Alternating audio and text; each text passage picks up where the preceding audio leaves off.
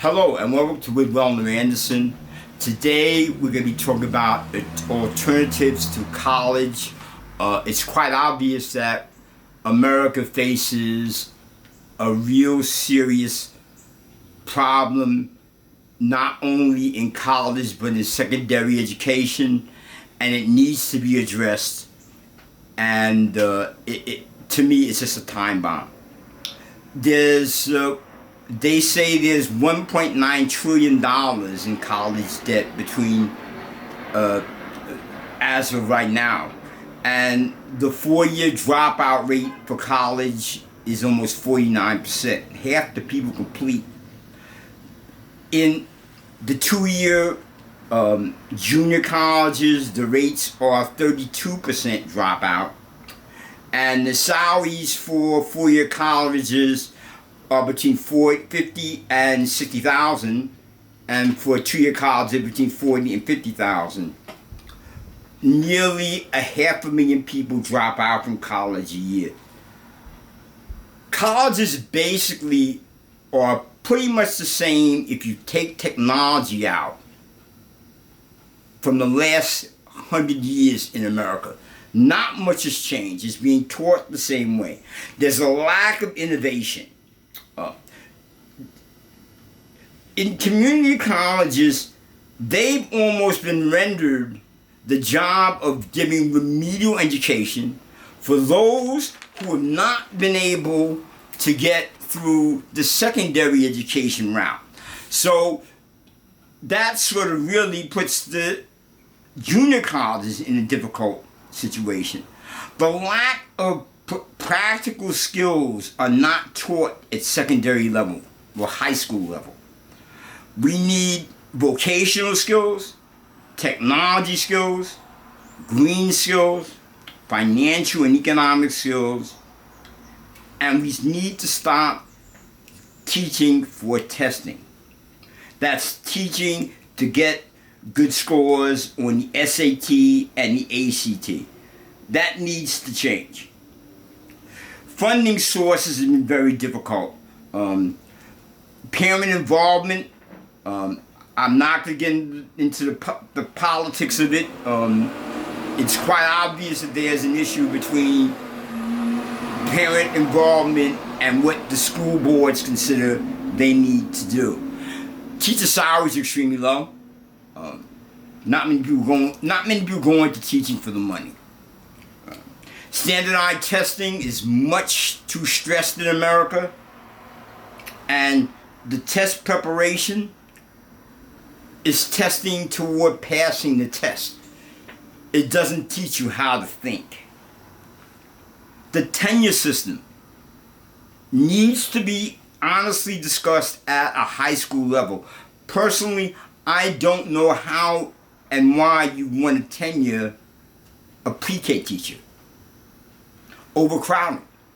There are classrooms I've heard of where there are 70 kids in a science class. Possible solutions. Well, in Germany and in other places, let's stick to Germany for a moment. If you're a 9th grader in Germany, there's an apprenticeship program related to a company, like let's say Mercedes-Benz, or related to any other type of company in Germany, where they teach you the skills at 9th grade. They get you used to apprenticeship. That doesn't happen much in America. Vocational skills and technology skills are taught at an early age in Germany. And something to note, the German public schools, universities are relatively free. And someone from outside of Germany, if you speak German, could get into those programs. That obviously makes it cheaper. They are faster to complete. Licenses. Let's talk a little about licenses. There's licensing from the state, which sometimes becomes difficult for people to obtain if you come from another career. You go back to the United States. This is not Germany. If you come back, if you leave a career and go into teaching, there's a lot of obstacles there in order for you to start teaching. We in America could use our trade unions, our relationships with businesses, and sort of copy what's going on in Germany. So our children get the opportunity at an early age to see what an apprenticeship program might bring them. There's something also out now which you might be familiar with called badges. And this is a real big thing. Let's put it this way.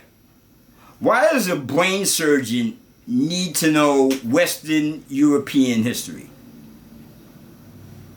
Makes no sense to me.